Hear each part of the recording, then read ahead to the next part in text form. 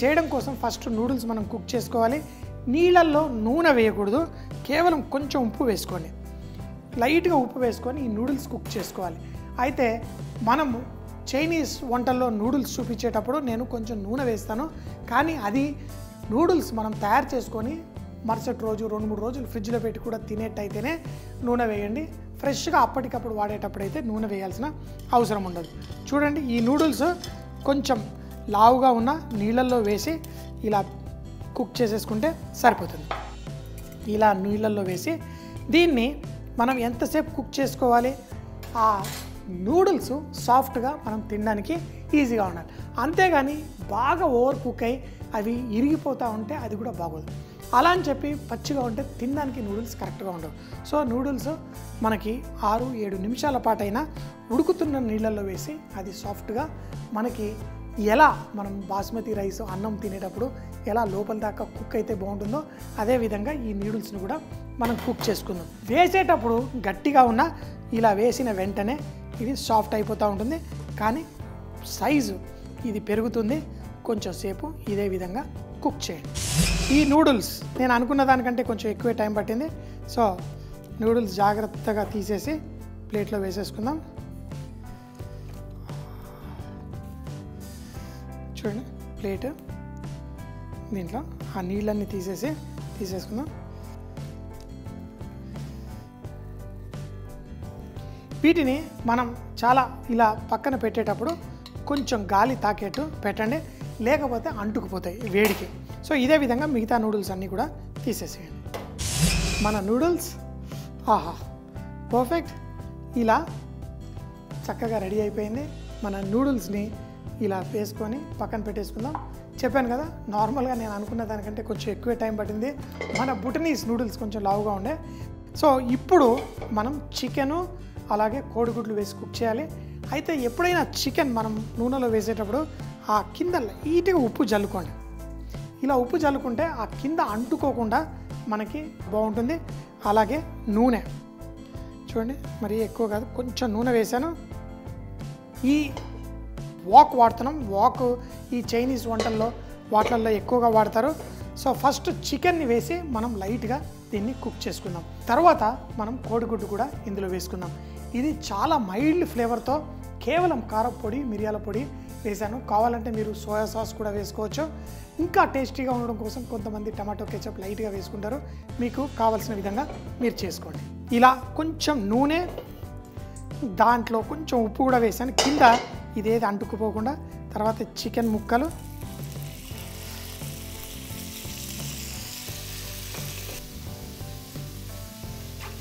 తర్వాత ఈ ముక్కల్ని ఈ విధంగా ఒక్కొక్కటి అంటుకోకుండా దీన్ని ఇందులోనే టాస్ చేసుకోండి.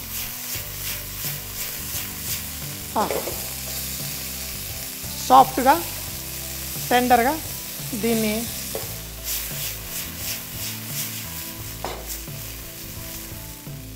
చికెన్ ముక్కలు కొంచెం కుక్ అయింది. మళ్ళీ లైట్గా సాల్ట్ ఇలా వేసి మరో పక్కన కోడిగుడ్లని బీట్ చేస్తాను. ఎందుకంటే మళ్ళీ ఈ ప్యాన్ నాన్ స్టిక్ లాగా మనకు అయిపోతుంది.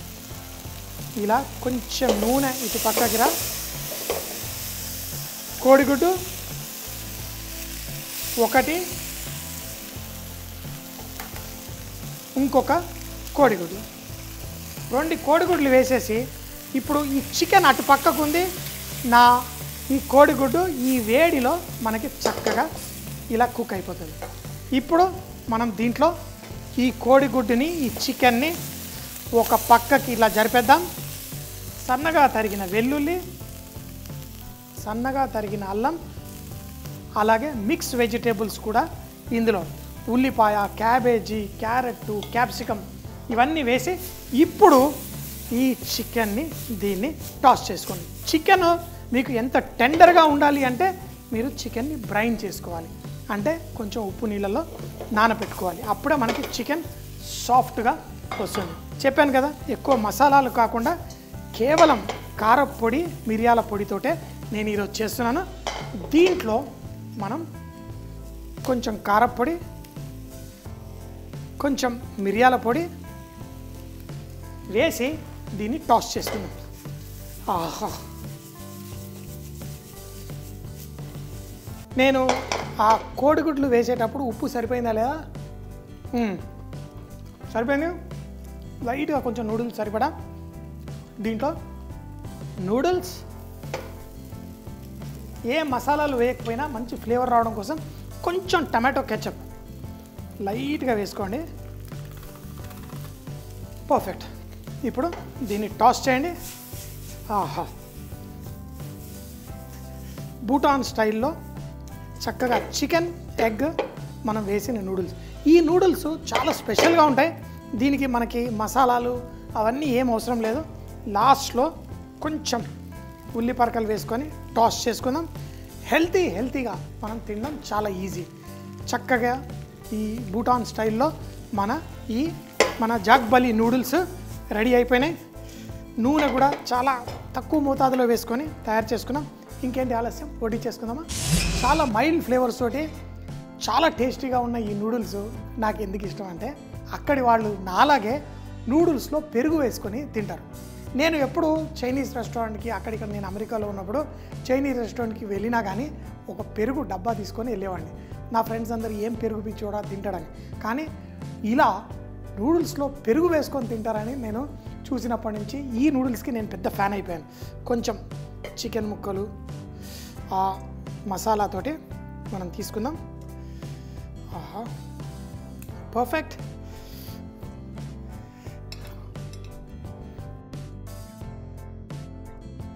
అంతే, చాలా సింపుల్గా దీనిపైన ఇలా పెరుగు వేసుకొని తింటారు. నేను ఇది చూడకముందే ఎన్నో సంవత్సరాలుగా పెరిగేసుకొని నూడిల్స్లో తింటాను. చాలామంది తిడుతూ ఉంటారు, కానీ ఇప్పుడు చెప్తాను. జంగ్బలి భూటనీస్ నూడిల్స్ వాళ్ళు ఇలా పెరిగేసుకొని తింటారని.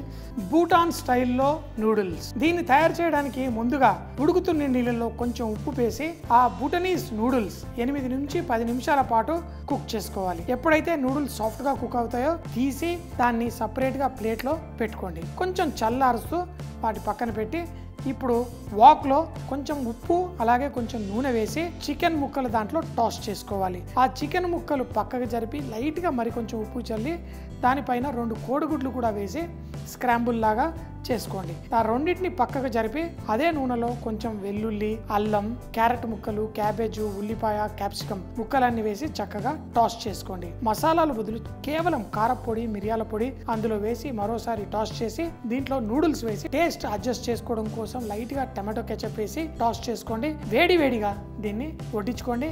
చక్కగా తినండి, ఎంజాయ్ చేయండి.